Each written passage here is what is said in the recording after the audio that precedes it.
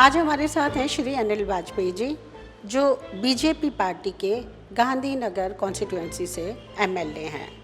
तो अनिल जी, आपका बहुत बहुत स्वागत है। अनिल जी, ये बताइए कि आप पहले पार्टी में थे मगर आपने बाद में बीजेपी ज्वाइन कर ली, ऐसा क्यों हुआ?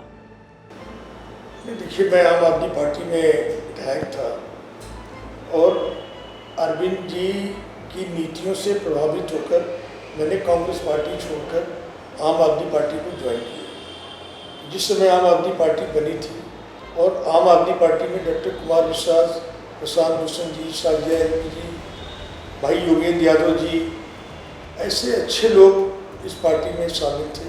और जब अन्ना हजारे जी का आंदोलन चल रहा था तो मैं भी उस आंदोलन में सम्मिलित रहा और मेरे मोहल्ले के, मेरे क्षेत्र के बहुत से लोग अन्ना हजारे आंदोलन में शामिल रहे। उस समय दिल्ली के लोगों को, हिंदुस्तान के लोगों को एक आशा की किरण थी कि एक नई राजनीति की शुरुआत हो रही है। तो उस राजनीति में अरविंद जी से मुलाकात मेरी डीआरसी के कार्यक्रम में हुई थी और उस समय अरविंद जी ने मेरा कार्ड लिया था और उन्होंने मुझसे कहा था कि आप मेरी पार्टी को ज्वाइन कीजिए। तो मैं अरविंद जी की नीतियों से प्रभावित होकर मैं आम आदमी पार्टी में शामिल हुआ और उन्होंने मुझे 2013 में टिकट दिया। 2013 में मैं चुनाव हार गया।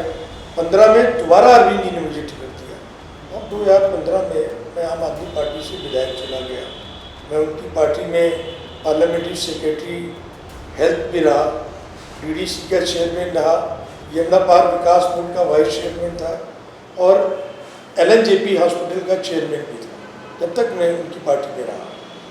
लेकिन कुछ जो पार्टी जो उद्देश्य लेकर बनी थी वो कहीं ना कहीं उससे भटक गई। राज्यसभा की टिकटों के बंटवारे में जो कुछ हुआ वो जग जाहिर था और दिल्ली और हिंदुस्तान के लोगों ने देखा। हम लोग चाहते थे कुमार भाई को टिकट मिले और कुमार भाई ऐसे लोग राज्यसभा में जाएं, लेकिन वो संभव नहीं हो पाया।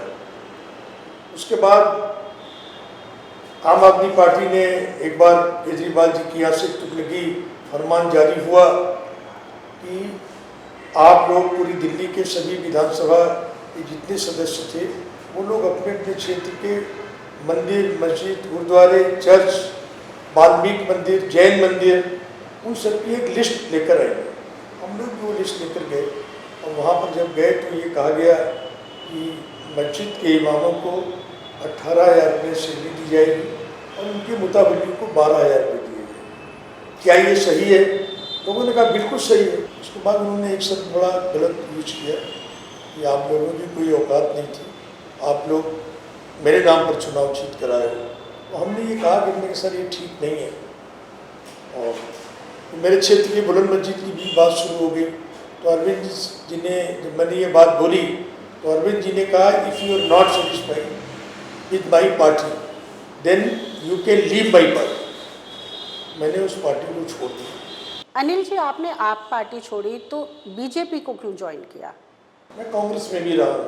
मेरे फादर ने मुझे बताया था कि एक बार मिसेस गांधी USA गई थी और वहाँ के राष्ट्रपति मिसेस गांधी से नहीं मिले।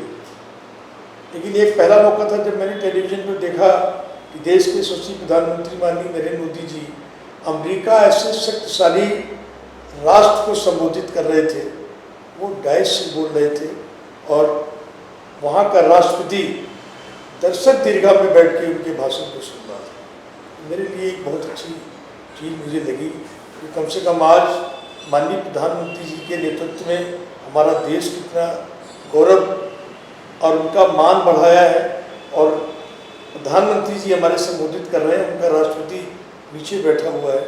मन में एक दिन से एक ख्याल था।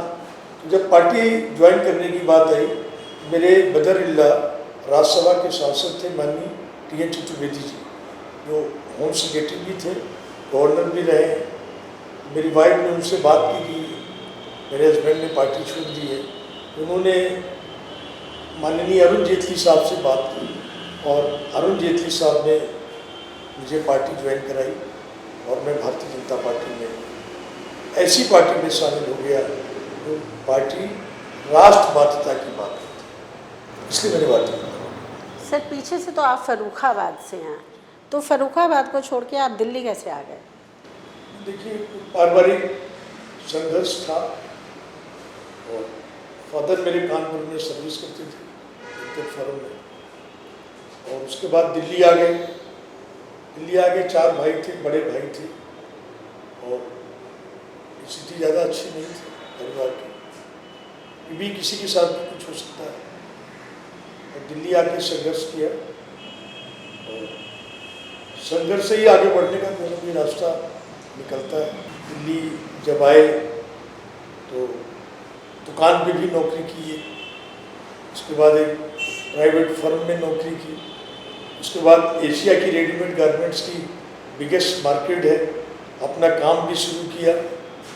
और अपना काम भी शुरू कर रखा था, और सामाजिक जीवन जीने का एक मकसद था कि लोगों की मदद करने में कैसे काम आऊँ, तो कंसेप्ट अच्छा था। और फिर राजनीति RWA में आ गए, और दिल्ली में RWA के माध्यम से काफ़ी लोगों की आवाज़ दिल्ली के लोगों की हम लोगों ने उठाई, और ढोला कुआं के फ्लाईओवर खोलने से लेकर और बड़े आंदोलन हमने RWA के प्लेटफॉर्म पे किए, और उसी का परिणाम है आज की विधायक। अच्छा, ये बताइए आप एजुकेशन में कैसे थे और कहाँ तक आपने पढ़ाई लिखाई की? मैं ग्रेजुएशन तक मैंने पढ़ाई की जी। और लिखने का शौक था, और मीडिया में जाने का भी शौक था। और आज तक पे इंडिया टीवी पे जब मैं RWA में था तो चैनल वाले लोग बुलाते थे और लाइव में भी जाता था, और 20-25 हज़ार रुपये पॉकेट मनी भी मिल जाती थी। कहीं 2,000 रुपये किसी चैनल से मिलते थे, कहीं 2,500 रुपये मिलते थे, और उसके बाद आर्टिकल भी लिखता था, कहानियाँ भी लिखता था। तो उनमें जो आर्टिकल छपते थे उनमें किसी में 250 रुपये मिल जाते थे, किसी में 230 रुपये का चेक मिल जाता था, तो एक एक्स्ट्रा इनकम भी थी। लेकिन लिखने पढ़ने का शौक हमेशा से रहा है, और वो आज भी है।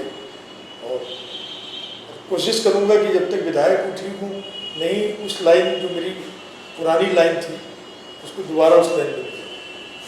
आपने अपनी कॉन्स्टिट्यूएंसी गांधीनगर की बढ़ोतरी के लिए, अच्छाई के लिए क्या क्या काम किया? ये गांधीनगर की विधानसभा का दुर्भाग्य था। 1960 या 58 के करीब गांधीनगर बसा था। 10 साल यहाँ पे कांग्रेस के मंत्री रहे, 4 बार के विधायक थे, लेकिन पूरी गांधीनगर में एक भी सरकारी डिस्पेंसरी नहीं थी।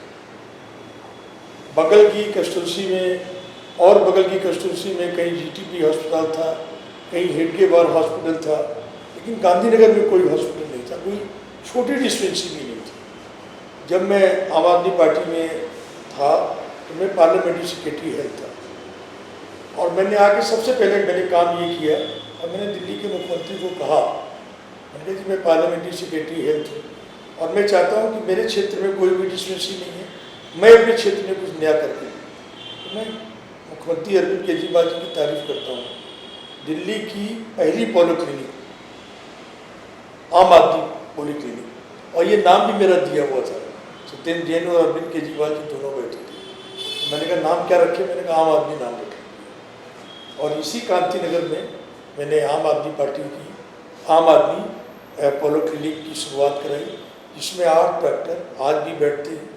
मौलाना आजाद मेडिकल कॉलेज की एक गाड़ी डेंटिस्ट की आज भी वहाँ लगती है, 4 घंटे के लिए आती है। उसके बाद 9 मोहल्ला क्लिनिक्स मैंने खुलवाई, और आज मुझे बड़ी खुशी है कि जहाँ एक डिस्पेंसरी नहीं थी, और आज उन मोहल्ला क्लिनिक्स में हमारे 2 डबल भी हैं, जिनमें 150-200 लोग ऑन एवरेज आते हैं। और उसके बाद वृद्धा आश्रम गांधीनगर में खुला है, आप जाके देख सकते हैं, वो मैंने खुलवाया। उसका चल 3 बार उसका उद्घाटन हो चुका था, लेकिन बिल्डिंग बननी स्टार्ट नहीं हुई। हमने पूरा नक्शा उसका चेंज करवाया और कमरे बढ़वाए उसमें। आज गांधीनगर में वृद्धाश्रम बन के तैयार है। बुलंद मस्जिद में सरकारी डिस्पेंसरी बन के तैयार है वहाँ पर, और मुस्लिम एरिया है, वहाँ आज तक कोई फैसिलिटी अवेलेबल नहीं थी। एक मैंने वहाँ डिस्पेंसरी दी, और एक बड़ी डिस्पेंसरी आज वहाँ बन के तैयार है। जितनी मेरे विधानसभा में सर्कुलर रोड आते हैं वो मैंने सारे बनवाए, बल्कि सतनाम रोड है इसी रोड से आप आगे जाएंगे तो सतनाम रोड पड़ता है जी। जो कृष्णनगर विधानसभा में आता है। वहाँ पहले विधायक डॉक्टर हर्षवर्धन जी थे और यहाँ पे अरविंदर सिंह डब्ल्यू थे, कांग्रेस के विधायक थे, वो बीजेपी के विधायक थे। दोनों में ये होता था कि ये रोड किसकी है। कांग्रेस के विधायक कहते थे आपका एरिया है, वो विधायक कहते थे आपका एरिया है। सड़क कभी नहीं बनी, लोग उसमें निकल नहीं सकते थे। जब मैं विधायक बना तो लोगों ने मेरे सामने ये बात रखी और मैं यमुना पार विकास बोर्ड का वाइस चेयरमैन था। मैंने अपने एमएलए फंड से 1 किलोमीटर लंबी सड़क जो मेरी विधानसभा में नहीं आती, लेकिन उस सड़क से गुजरने वाले लोग वो मेरी विधानसभा में आते हैं और वो मैंने बनवाई। इसी तरीके से इसके जस्ट बिहाइंड भूतेश्वर मंदिर वाली रोड है, वो मैंने बनवाई। और जितनी सर्कुलर रोड है वो सारी बनवाई। गांधीनगर मेन रोड 17 साल बाद बना है, आप देख सकते हैं। और उसके बाद पीडब्ल्यूडी में हमारे दोस्त थे, सेक्रेटरी, वो मेरे मित्र थे, मैंने उनसे रिक्वेस्ट की, बहुत बढ़िया अधिकारी रहे विकास में, और मैंने सीलमपुर से लेकर पुराना पुल होते हुए वो सारी सड़क बनवाई जो आज आप देख सकते हैं। अभी इस बार फंड बहुत कम मिला है, 1 साल तो फंड मिला नहीं कोरोना की वजह से, और पहले जो 10 करोड़ फंड था वो 4 करोड़ हो गया। फिर भी जो फंड मैं ला सकता हूँ जिस तरीके से, और मैंने उसको लाने का प्रयत्न किया है। और 400 तिरंगी लाइट, अच्छा, पूरे हिंदुस्तान में किसी एमएलए ने लाइटें नहीं लगवाई। 400 तिरंगी लाइट मैंने लगवाई है। इस रोड से शुरू हुई है, घूम कर आई है और यहाँ ख़त्म होती है मेरी विधानसभा, वहाँ मैंने 400 तिरंगी लाइट लगवाई, 2200 CCTV कैमरे लगवाए, 100 वाईफाई लगवाए यहाँ पर। और जो मेरे अंडर मेरे स्कूल आते हैं उनमें CCTV कैमरे लगवाए हम लोगों ने। और जो भी हमारे पॉइंट्स हैं, बच्चों के आंगनबाड़ी के सेंटर्स हैं, वहाँ मैं खुद जाता हूँ, स्कूलों में खुद जाता हूँ, और जब भी मिड डे मील दिखता है मैं उनमें जाकर मैं वहाँ पर बैठता हूँ और उन बच्चों के साथ खाना खाता हूँ। क्वालिटी चेक करते हैं मिड डे मील की।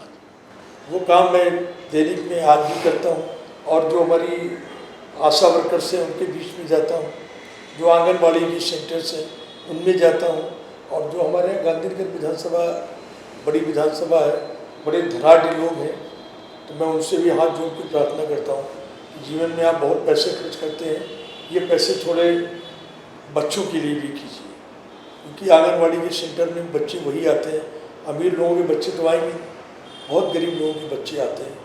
तो अगर हम लोग जाते हैं और उनसे भी हम लोग जो है वो हम लोग सारा काम हम उनसे डोनेट कराते हैं, बुक्स डोनेट कराते हैं, कापियाँ डोनेट कराते हैं, चश्मे डोनेट कराते हैं, कई बार बैग्स डोनेट कराते हैं। बड़े व्यापारी हैं, उनसे कहते हैं भाई तुम्हारे पास सैंपल के पीस आए हुए हैं तो तुम बाहर से खरीद के लाते हो, वो लाइए मेरे साथ चलिए और उन बच्चों को बांट दो।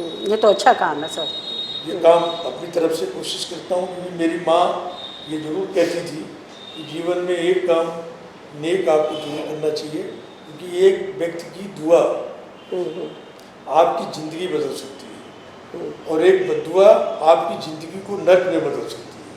तो मैं तो दुआओं के लिए काम करता हूँ, ये मेरा प्रश्न है। जो आसपास के इलाके के आम आदमी हैं, अगर उनको कोई प्रॉब्लम है, कोई शिकायत वो करना चाहते हैं, तो वो आप तक कैसे पहुंच सकते हैं? देखिए, मेरा central office waste Azad Nagar में है, वो 5 बजे तक रन करता है। आप अभी भी जाएँ तो ऑफिस खुला मिलेगा। ये ऑफिस है मेरा, सरकारी अधिकारियों से बात करने के लिए, मीडिया कर्मियों से बात करने के लिए, और यहाँ खुलने से मेरी 1/3 कंस्टिट्यूंसी कवर हो जाती है। उसके बाद एक ऑफिस मेरा मुल्तानी मोहल्ले में है, जहाँ मैं फ्राइडे को बैठता हूँ, जी ब्लॉक नए सिलमपुर, जहाँ मैं शनिवार को बैठता हूँ, बुलंद मस्जिद में फ्राइडे 1 घंटे के लिए बैठता हूँ, और उसके बाद चलता फिरता विधायक कार्यालय है हमारे पास। इतने हमारे लोग होते हैं, आधार कार्ड के फार्म होते हैं, मोहर होती है, और मैं बैग लेके चलता हूँ। मैं गाड़ी पे चलने वाला विधायक नहीं हूँ, मैं पूरी कंस्टिट्यूंसी में मोटरसाइकिल पे चलता हूँ। अच्छा। या स्कूटी पे चलता हूँ। चलते हुए कोई भी आदमी मुझे रोक लेता है, आप पूछ सकते हैं, कोई भी आदमी रोक लेगा, रोकिए विधायक जी, तो मैं गाड़ी अपनी रोक लेता हूँ। हाँ जी बताइए भाई साहब, मेरा शिविर ओवरफ्लो है, मैं वहीं गाड़ी रोकता हूँ, वहीं अधिकारी को फ़ोन करता हूँ, कोशिश होती है उनको बुलाता नहीं। और उसमें मुझे मन को भी शांति मिलती है। जब मैं सड़क में कई बार मोटरसाइकिल पे जाता हूँ तो कई महिलाएं, कई बहनें, कई भाई, कई स्कूल के बच्चे कहते हैं विधायक जा रहे हैं। हमारा विधायक। कहीं ना कहीं उसका फल भी मुझे मिला है कि मैं विषम परिस्थितियों में दूसरी बार चुनाव जीत के आया हूँ पार्टी चेंज करने के बाद। सर, आपका एक स्कूल था जिसमें साइंस स्ट्रीम नहीं पढ़ाई जाती थी, तो आपने उस स्कूल में साइंस की पढ़ाई शुरू कराई, उसके विषय में कुछ बताना चाहेंगे? मेरी विधानसभा में आर गीता हिंदू शिक्षा समिति द्वारा संचालित R Gita senior secondary school है, वहाँ पर साइंस नहीं थी। तो मुझे एक बार उन लोगों ने बुलाया मुझे, और मुझे उन लोगों ने कहा कि नहीं जी, मेरे विद्यालय में साइंस नहीं। तो मुझे भी लगा कि मेरे स्कूल, मेरी विधानसभा में अच्छा स्कूल है, और यहाँ उस स्कूल के पढ़े हुए बच्चे जो हैं वो कई IAS, IPS और कई तो मुख्यमंत्री भी उस स्कूल से बन गए। अच्छा। तो मैंने डायरेक्टर एजुकेशन से मैं मिला, हिमांशु गुप्ता जी से, जो IAS अधिकारी हैं, अच्छे अधिकारी हैं, और मैंने उनको चिट्ठी दी और मैंने कहा साहब मेरे स्कूल में, इस स्कूल में साइंस नहीं है। और मैं उन्होंने जी का भी धन्यवाद करना चाहूँगा। विदिन 3 days उन्होंने साइंस उपलब्ध कराई। तो अच्छे अधिकारी हैं, उनका भी मैं धन्यवाद करना चाहूँगा।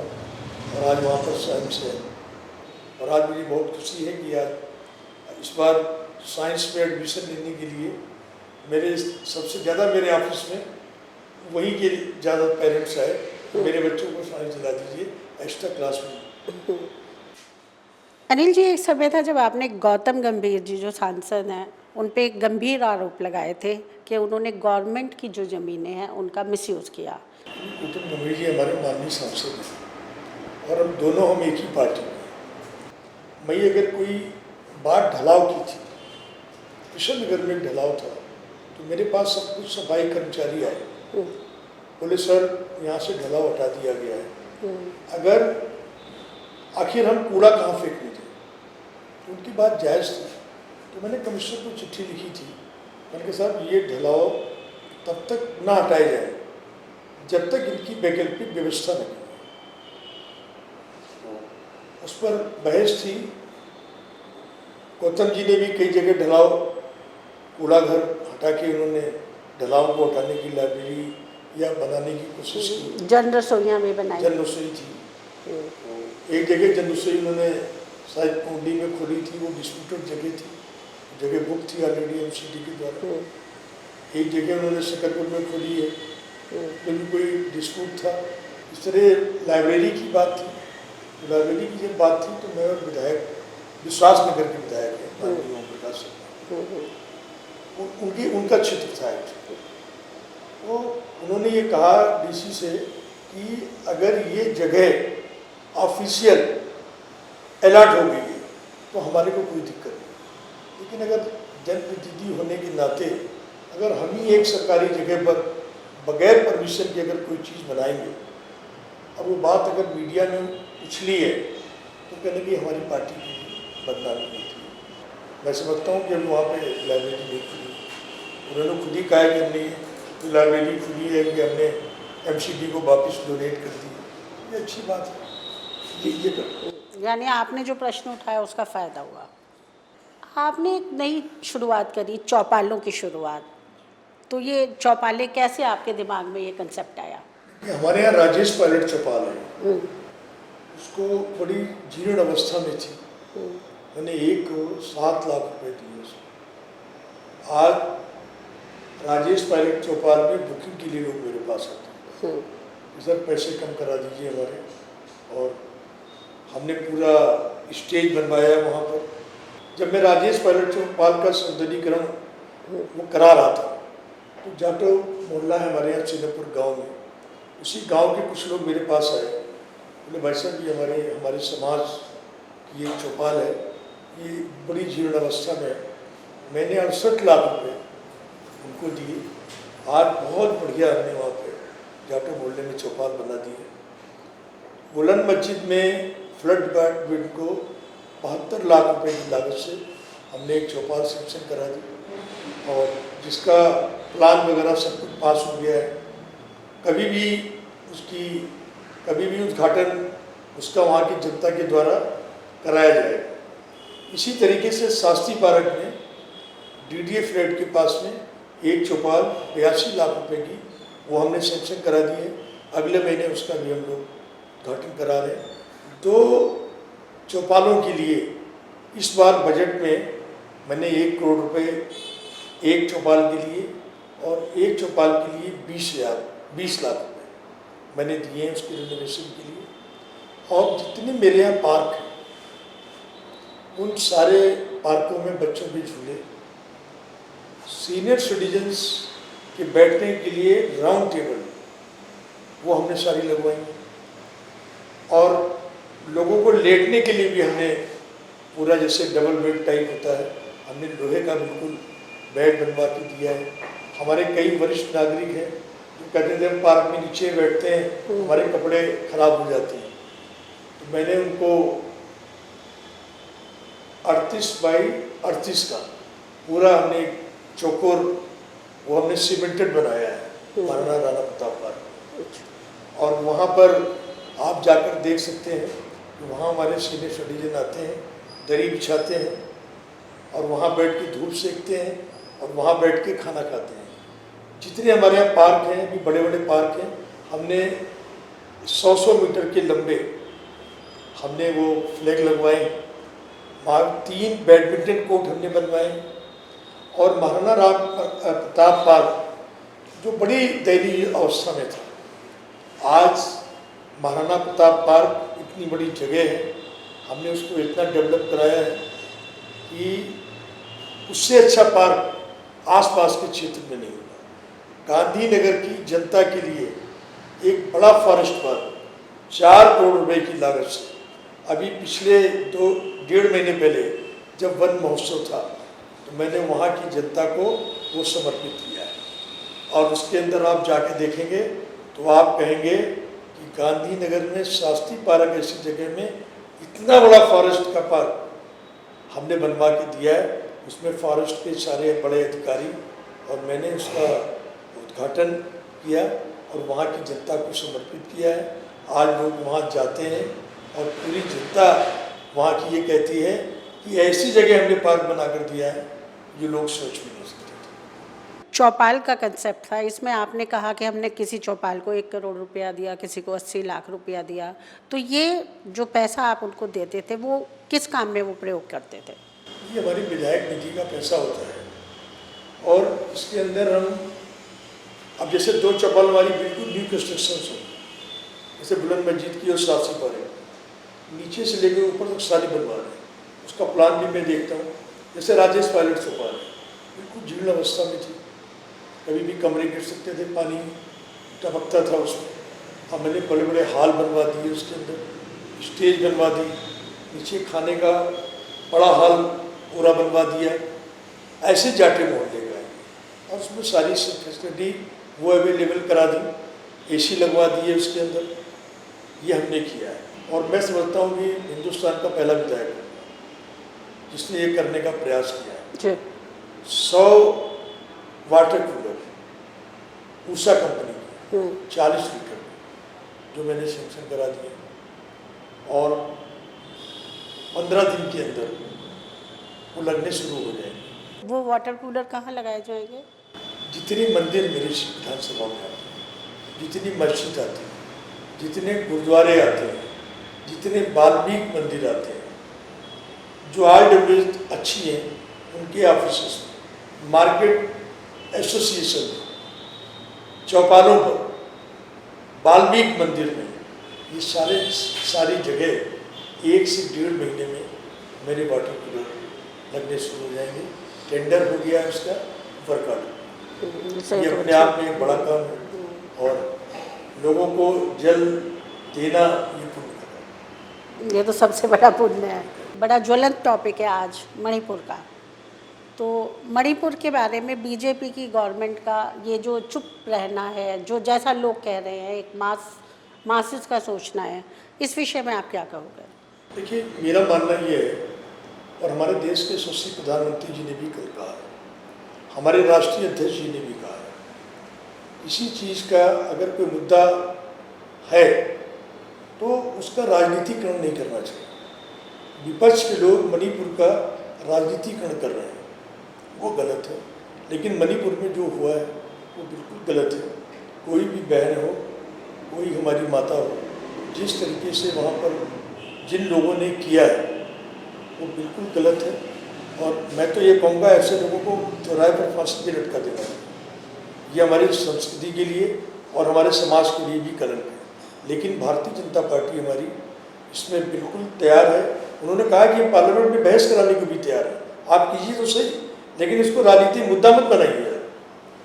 और हमारी पार्टी भी ये चाहती है जो दोषी लोग हैं उनको कड़ी से कड़ी सजा मिले, इसके लिए पार्टी हमारी तैयार है। सर, पार्टी तैयार है, केंद्र में सरकार आपकी है, बहुमत के साथ आप में, तो मणिपुर का समस्या इतने 2 महीने से 2.5 महीने से क्यों है? देखिए, अब कोई समस्या का समाधान यूँ ही नहीं हो जाता है। आप देखिए ना, जम्मू कश्मीर में कांग्रेस की द्वारा दी गई कितनी बड़ी समस्या है, लेकिन आज हमारे देश के यशस्वी गृह मंत्री जी ने समस्या का हल किया है। अब कोई चीज़ अगर जल रही है एकदम तो आग बुझाना काम बड़ा मुश्किल है ना। धीरे धीरे पानी से या राख से ही आग बुझाई जा सकती है, एकदम तो बुझाई नहीं जा सकती। लेकिन उसका राजनीतिकरण नहीं होना चाहिए।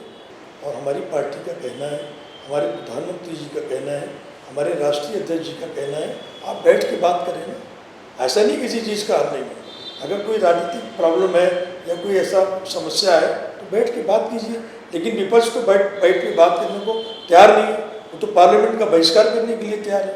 आज पार्लियामेंट का बहिष्कार करते हैं, करोड़ों रुपए खर्च हो रहा है। एक दिन के 1 घंटे में कितना पैसा पार्लियामेंट में खर्च होता है। तो विपक्ष को चाहिए कि नकारात्मक रवैया छोड़कर सकारात्मक रवैया।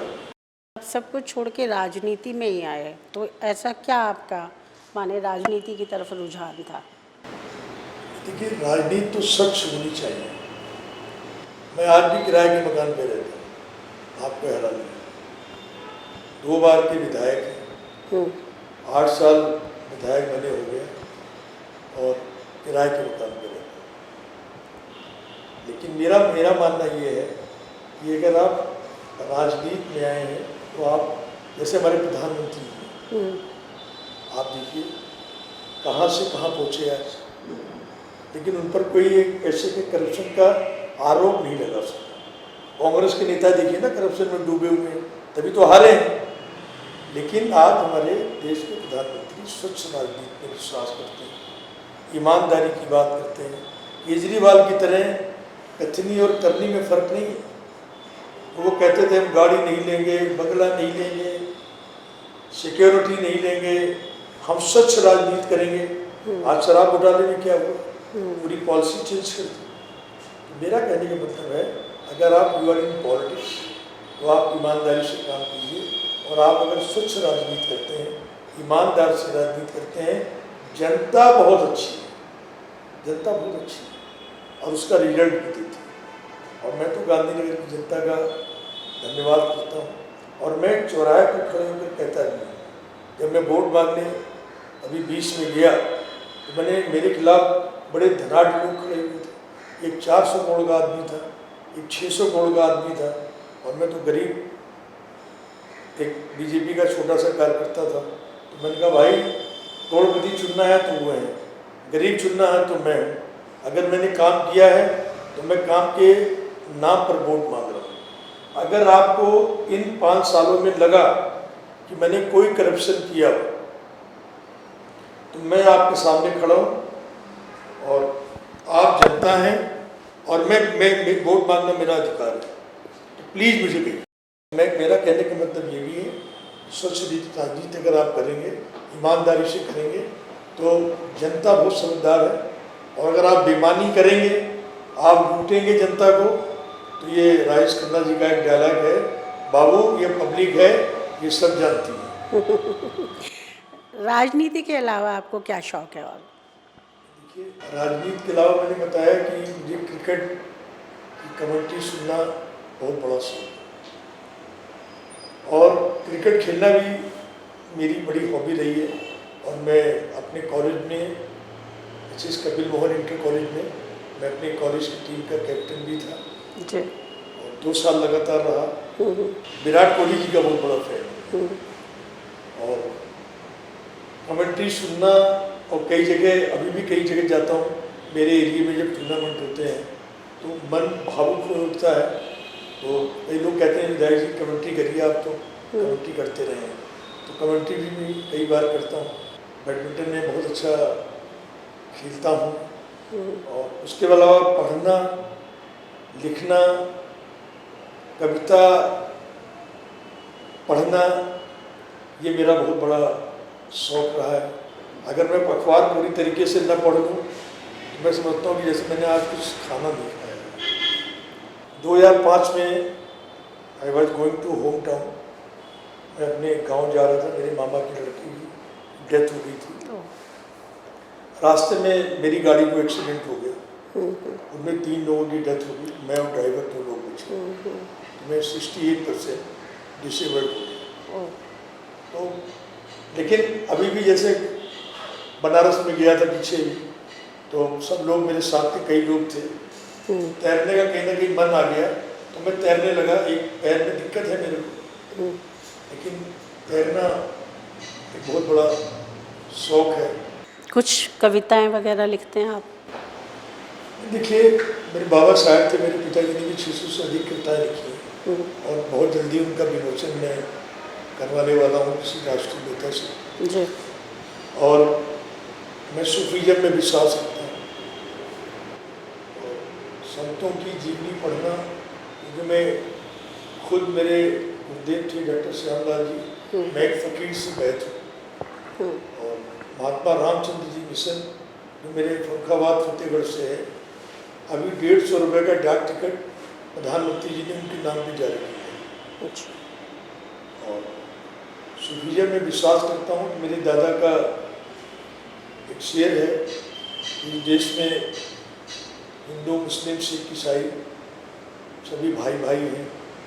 वो एक शेर पढ़ा करते थे और कानपुरी मेरे बहुत अच्छे मित्र हैं, बहुत अच्छे जो शायर हैं, उनका शेर कभी कभी मैं पढ़ देता हूँ। घर मकान सबका मुकद्दर फूट जाएगा, जिस दिन ये साथ हिंदू मुसलमान का छूट जाएगा। दुआ कीजिए इनमें प्यार के कितनी रहे कायम, जिस दिन ये रिश्ता टूट जाएगा उस दिन ये भारत टूट जाएगा। बहुत खूब। अनिल जी, आप अपने इलाके के मुस्लिम लोगों के लिए क्या कर रहे हैं? मेरे क्षेत्र में बुलंद मस्जिद का क्षेत्र पड़ता है जहाँ 97% मुस्लिम होते हैं और वहाँ मैंने सरकारी बड़ी डिस्पेंसरी बनवाई है। वहाँ के लोग मेरे पास आए और बोले कब्रिस्तान के लिए हमारे पास जगह बहुत कम है। जो कब्रिस्तान था उसका मैंने रिनोवेशन कराया अपने फंड से। 16 की बात है। उसके बाद मैंने लेफ्टिनेंट गवर्नर साहब से मैं मिला। मैंने उनसे रिक्वेस्ट की कि सर मेरे यहाँ कब्रिस्तान की जगह बहुत छोटी है, उसको बड़ी कर दी है। डीडीए के वाइस चेयरमैन से कई बार मिला, कई वाइस चेयरमैन चेंज हो गए। अभी एक नए वाइस चेयरमैन अब जो है वर्तमान उससे पहले थे। वहाँ की जो RWA थी, वहाँ की जो अध्यक्ष थे वहाँ के, वो सब लोग मेरे पास आते थे कि भाई साहब इसको कब्रिस्तान की जगह मेरे पीछे पड़ा रहे। उसके बाद जब बीजेपी में शामिल हो गया तो, लेकिन फिर भी वहाँ के लोग अच्छे लोग थे, वो मेरे पास आए, बोले सर अब आप बीजेपी में शामिल हो गए, कहीं ऐसा तो नहीं अपना वादा भूल जाए हैं। हमने कहा इंसानियत से बड़ा कोई वादा नहीं। मैं डीडीए के वाइस चेयरमैन से मिला और 2000 मीटर जगह कब्रिस्तान के लिए अलॉट करा और उन लोगों ने एक दिन मेरे को फ़ोन किया, बोले विधायक जी कल हम 10-20 लोग आपका स्वागत करना चाहते हैं। तो मैं भी स्कूटर पे किसी मित्र को लेकर चला गया। जब मैं वहाँ पर गया तो उन्होंने शादी में बग्गी में जो दूल्हा बैठता है वो उन्होंने बग्गी मंगा रखी थी। अच्छा। कोई घर ऐसा नहीं था। 5 मस्जिद है वहाँ, उन पाक मस्जिद के सारे इमाम, सारी पार्टी के लोग, चाहे वो कांग्रेस के लोग हों, चाहे आम आदमी पार्टी के लोग हों, बीजेपी की तो कुछ ही लोग हैं, और कोई घर ऐसा नहीं था, उसकी वीडियो है, कोई घर ऐसा नहीं था जहाँ से लोगों ने फूल न बरसाए। मैं यहाँ बैठा हूँ, आप मेरे यहाँ बुलेट मस्जिद चले जाइए और वहाँ पूछिए, वहाँ का काउंसलर मुस्लिम है, और उससे पूछिए कि उनके सुख दुख में कौन खड़ा होता है। अगर वहाँ 90% मुस्लिम ये न कहें विधायक अनिल वाजपेयी हमारे लिए खड़ा होता है और वो मना कर दे नहीं खड़ा होता है, मेरी जाएगी इतना लगता है। सर, आज जो देश में बहुत व्यापक तौर पे हिंदू मुस्लिम हो रहा है, इससे आप कितना सहमत हैं? हर समाज में, हर धर्म में कुछ न कुछ ऐसे लोग होते हैं, चाहे वो हिंदू में, मुस्लिम में हो, किसी भी धर्म में। लेकिन महात्मा गांधी जी ने भी कहा है कि ईश्वर एक है। मैं जहाँ का रहने वाला हूँ, और मैं समझता हूँ मेरी शादी में मेरे पिताजी के दोस्त मुन्ने चाचा वो व्यवहार लिखने वाले थे। अच्छा। और उनकी लड़की शकीला बहन की शादी में मैं और मेरे पिताजी और मेरे सारे भाई, हम लोग उनकी शकीला की शादी में बारात की अगवानी के लिए खड़े हुए थे। अच्छा। आज भी हमारे यहाँ हम लोग जाते हैं शादी में, ब्याह में, आना जाना है, कहीं कुछ नहीं। हमारे यहाँ मुस्लिम मंच है जो किसी दल में नहीं है। कांग्रेस मुस्लिम्स का प्रो मुस्लिम होने का दावा करती है, आप उसी को मुस्लिम से नहीं है। हमारे यहाँ माननीय इंद्रेश जी है, वो जगह जगह जामिया यूनिवर्सिटी जाते हैं, अलीगढ़ यूनिवर्सिटी जाते हैं, और एक मुस्लिम मंच बनाया हुआ है जिसमें मुस्लिम्स की बातचीत की जाती है। और भारतीय जनता पार्टी पे आरोप लगता है ऐसा कुछ नहीं। अभी बोला नहीं हमारे प्रधानमंत्री इतना मुस्लिम्स के लिए बोला है, और जितना हमारी भारतीय जनता पार्टी ने किया है किसी राजनीतिक दल ने किया है। आज पूरे देश में दंगे सबसे ज़्यादा किस सरकार के राज में हुए हैं? कांग्रेस के राज में। आज भारतीय जनता पार्टी की हमारी केंद्र में सरकार है, एक दंगा बताइए हिंदू मुस्लिम दंगा कहीं। हमारे यहाँ हज की सब्सिडी हमारे प्रधानमंत्री जी ने बढ़ाई है, और आज हमारी जो भारतवर्ष में हमारे देश के प्रधानमंत्री जी की जो योजनाएं हैं, सबसे ज़्यादा फायदा अगर किसी को हो रहा है तो मुस्लिम समाज को हो रहा है। और हमारी पार्टी में कहीं ऐसा नहीं है, कोई हिंदू मुस्लिम कुछ नहीं है। ये तो कुछ लोग हैं जो विपक्ष के लोगों पे आरोप लगाते रहते हैं, ऐसा नहीं। सर, अभी आपने कहा कि सबसे ज़्यादा फ़ायदा जो हो रहा है वो मुसलमान को हो रहा है, तो कहीं ना कहीं हिंदू वोटर जो हैं आपसे खफा हैं भारतीय जनता पार्टी से कि हमने तो अपने फ़ायदे के लिए आपको जिताया था और आप मुसलमानों को अपीजमेंट करने पे लगे हुए हैं। ऐसा कुछ जी। आप मेरी बात को दूसरी तरफ ले गए। जी। मेरा कहने का मतलब ये है कि जितने भी मुस्लिम भाई हैं उनको भी तो फायदा ही है, हिंदू को हिंदू, मुस्लिम सभी को फायदा है। लेकिन ज़्यादातर मुस्लिम्स हैं, जैसे मान लो हमारा बुलंद मस्जिद का एरिया 90% मुस्लिम्स हैं, तो उन्हीं को फ़ायदा मिलेगा उनको। लेकिन आज ऐसा नहीं है। आज अगर कांग्रेस के ज़माने का और भारतीय जनता पार्टी के 8 साल के शासक का आप तुलनात्मक अध्ययन कर लीजिए, एक ही दंगा हुआ तो बता दीजिए आप। कांग्रेस के राज में मेरठ में मलियाना दंगा हुआ, कानपुर में दंगा हुआ, भागलपुर में दंगा हुआ, भिवंडी में दंगा हुआ। बीजेपी के राज में बताइए ना, एक भी दंगा नहीं हुआ। सब मुस्लिम सुरक्षित है हमारे। और आज छोड़िए, पाकिस्तान हमारा बगल का देश है जी, हमारे संबंध मधुर नहीं रहे उससे। आप रोड पे डिवीजन आप देखिए, कहते हैं हमको मोदी ऐसा नेता चाहिए। उनकी संसद में मोदी जिंदाबाद के नारे लग रहे हैं। अभी तो पाकिस्तान से एक आई है ना भाभी सीमा जी वो भी काफ़ी लाइमलाइट में है। प्रेम एक ऐसी चीज़ है जी, जिस पर इतनी भी आप बहस कर ले उतनी कर, और मैं इसे गलत नहीं मानता। आखिर वो सीमा भाभी अगर आई है और 4 बच्चों के साथ है, कई लोग हमसे पूछते हैं वैसे ये गलत है, लेकिन तो गलत क्या है? रेप में लोग पागल हो गए, रेप में ऐसा नहीं है। मैंने किताब तो पढ़ी है, सुनी फरियाद, जो जितने बड़े बड़े हुए हैं, रेप में तो दीवाने होंगे। मैं उसका कल इंटरव्यू देख रहा था, वो कह रही थी कि अगर लोग मुझे पाकिस्तान जाने के लिए कहेंगे मैं मरना पसंद करूँगा, मैं भारत की जेल में रहना पसंद करूँगा, लेकिन मैं पाकिस्तान नहीं जाऊँगा। आज पाकिस्तान के अंदर जिस तरीके से महिलाओं का शोषण हो रहा है, बिल्कुल, मैं तो कहता हूँ आज हिंदुस्तान और पाकिस्तान के दरवाजे, आज अगर इंडियन गवर्नमेंट अगर ये कह देना कि आ जाइए आप सारी, तो आज भी 50 से अधिक % पाकिस्तान की जो महिलाएं हैं भारत में आने को तैयार हैं, क्योंकि वहाँ आज़ादी नहीं है जी बिल्कुल, सम्मान नहीं है। सम्मान नहीं है, महिलाओं में ज्यादती हो रही है वहाँ पर। भारतवर्ष एक ऐसा है जहाँ महिलाओं को सम्मान देना, चाहे वो हिंदू हमारी बहनें हों, चाहे मुस्लिम बहनें हों, चाहे किसी धर्म किसी मजहब की बहनें हों, हम लोग बहनों का महिलाओं का सम्मान करते हैं। तो आज हमारे साथ अनिल जी थे जिनसे हमने बहुत अंतरिंग बातचीत करी। बहुत बहुत धन्यवाद सर आपका।